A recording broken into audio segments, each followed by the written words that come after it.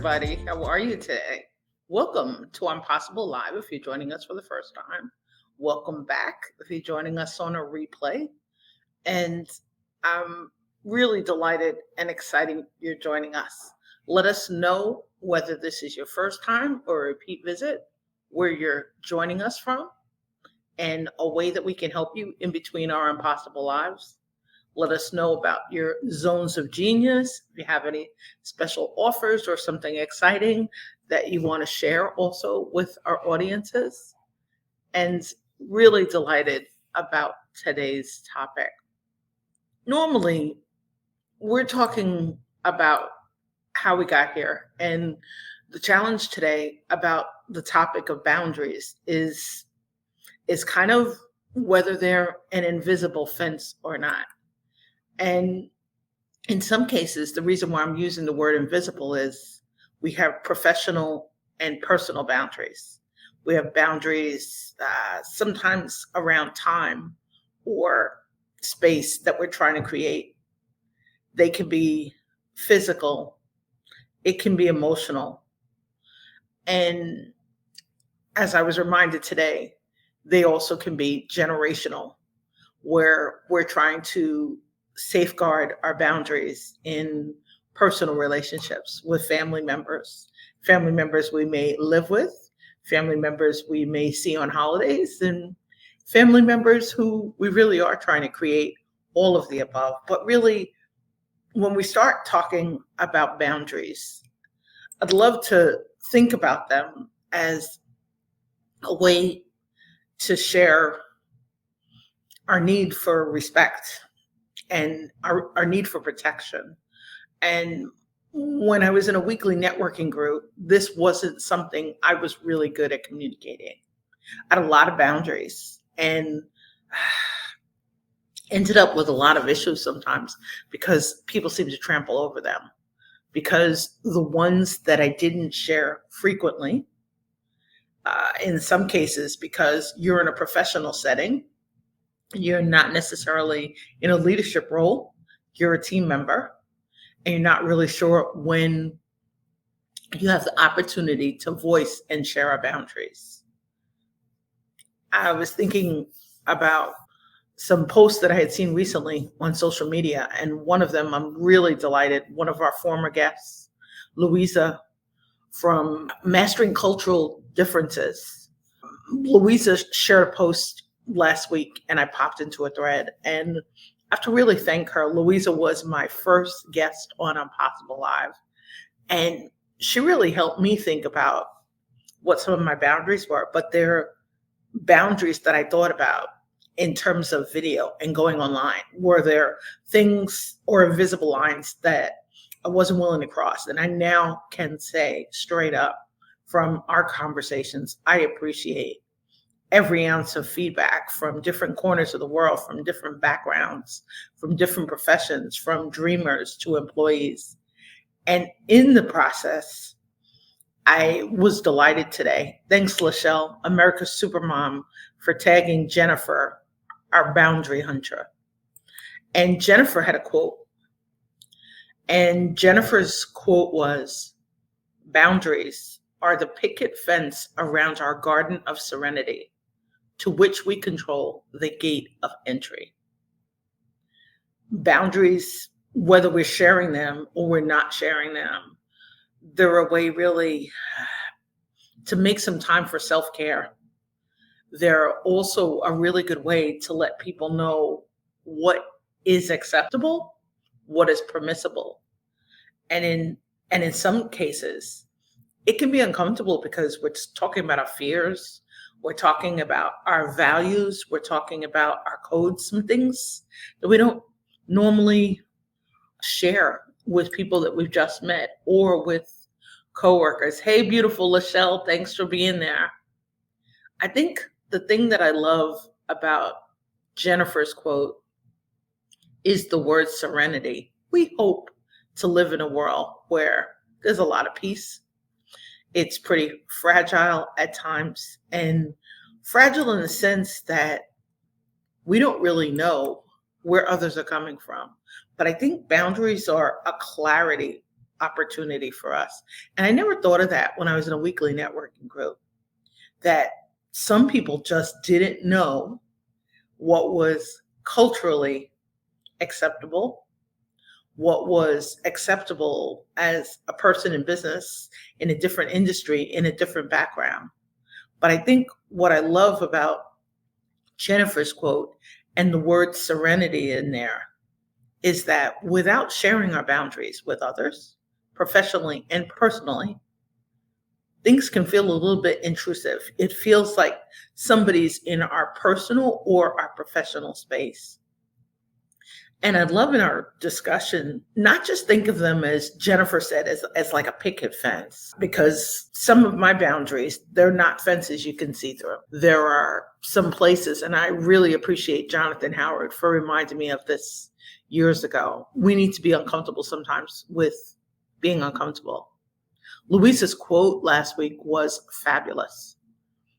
It was a history lesson about things we do in our professional lives or our personal lives that are sometimes intrusive to others. Things have a different meaning. And I'd really like to think of the boundaries part as an opportunity for us to communicate at our highest level and communicate about things that sometimes it's our fear zone. It's things that really can trigger us. And we really are looking for peace. So in a professional relationship, especially now as more people, some are working from home, some are working in offices on certain dates, you're meeting more people perhaps than you've met in a while. We were in an airport last week. It was an opportunity to really see how others live. My boundary, as I said before, I don't own a mask. I don't own a face shield. It really meant, in most cases, I was not sitting on the aisle seat. So I'll use myself as an example. I took the opportunity to kind of create some safe space for myself. And I didn't need to communicate it verbally, but most times, and I learned this in weekly networking, most of the world is not inside of our head. They have no idea what offends us. They have no idea what not to say. They have no idea when the wrong time is to approach us. And many boundaries are invisible. And one of the challenges is making them known to others. So in certain cases, great example, about to go live, really appreciate my amazing family, parents aging in place, and my brother who's now the full-time caregiver, working from home. And my mom's need is for communication. Her need in her home is for the absence of boundaries. It's kind of an interesting thing to have learned, but you know what? When I'm in my 80s, I'm going to hope to have that same, I'm just going to live in every corner of the world. But I think it's really, our boundaries are an opportunity to share guidance with others, whether we do it in writing, whether we do it via email, whether they're part of the rules of engagement, whether they're part of the setup instructions for an event, for volunteers, to let people know what those lines are. I'm really grateful to have an amazing event support team and Catherine Lee of Real Connections Media. We started off talking about boundaries. And the need is because you really do need, in today's fragile world, to let others know a little bit more often, with more notice, with more warning, and in certain cases, what exactly those invisible lines are. We keep talking, I talked before about the intersections and how we're approaching them, whether they're an intersection that we're in an automobile or being in a couple of different airports. A real big reminder of how many different times we cross paths with people of different beliefs, different ages, different value systems. But in the professional setting, that respect part, that need for privacy, that need to really establish what our personal space is and our professional space. And maybe part of the discussion could be in workplace cultures of things to do to help others stay comfortable more than we creep each other out. And my mom called because she's looking to erase boundaries in her household. My amazing adult brother needs to maintain his boundaries. There are some times when he needs lots of personal space. My mother's trying to do what some parents may do on an often basis is, control her landscape, control the opportunities for engagement. She wants to control the conversation, the tempo. When my brother finishes working and on a week where he's on call, which means 24/7 for, a full 7 days, that's his job. That's a time period in which he's got to maintain that boundary of these are professional things I have to take care of. And some of the personal things, they will have to wait. It can be really uncomfortable. And especially if you're in a position of leadership, because as a leader who hopefully is supportive and accessible to your team members, you're training other people, you're hopefully mentoring other people, you're helping them through. As a leader, it can really be challenging if your team doesn't have a sense of the boundaries. Maybe it's a time when you're available, when you have open office hours, whether it's a Q&A, whether it's just a chance to pop in and learn what's new or to discover. What I loved was learning as my brother was working from home, his office, they basically weren't in the office. And he knew that team members had changed and swapped and switched roles. And they had an outdoor ice cream social just as a chance for people to kind of pop in and tune in and connect. The thing that's uncomfortable about the word boundaries is that boundaries really are around our need for self-care. And they're around our need to preserve our well-being. I was delighted in the process of preparing for today to locate a gorgeous graphic on the University of Chicago's site where they were talking about boundaries. And I love it because this is an educational institution, but they're trying to probably help students and faculty who haven't necessarily exchanged ideas with each other, connected with each other. They don't know where they're coming from. But the real reminder to remind us to check in and take care of our well-being, take care of our mental health. I'm really appreciative to the mental fitness community and the positive intelligence community to really remind me to start communicating about boundaries, whether it feels comfortable or not, whether one day maybe it means that I show up as a little bit more vulnerable or not. But I love somebody I did a lot of weekly networking with. One said to me, I can't reach you sometime. Where are you? And I said, what are you trying to communicate? Hey, Yasmin, how are you? Welcome back. And she said to me, sometimes I'm looking for your community support. And I said, now that is a whole different issue. I said, we're friends and you're showing up at a meeting with an agenda. Are you communicating that before the meeting? Are you sharing your goals? Are you sharing your wish list? Are you sharing where we're going? And are you giving us enough time to process it and to share whether we have questions or not? Boundaries can appear to be really tall, well-enforced fences, fortresses that are blocking your access to something. It may seem like they're checkpoints. And if we think of them just, in some cases, the boundaries are just other people trying to maintain health, safety, sanity, to create spaces where we show up and we all have an opportunity. I think that's the way to really think of them. When you encounter them, the timing may not always be convenient. It may not agree with something you planned, something you're looking for, someone you're trying to reach. It may seem like they're deliberately set to be in your way. And it's one of the reasons why, if we make more time to answer each other's questions, and I really appreciated this. This is a really good friend.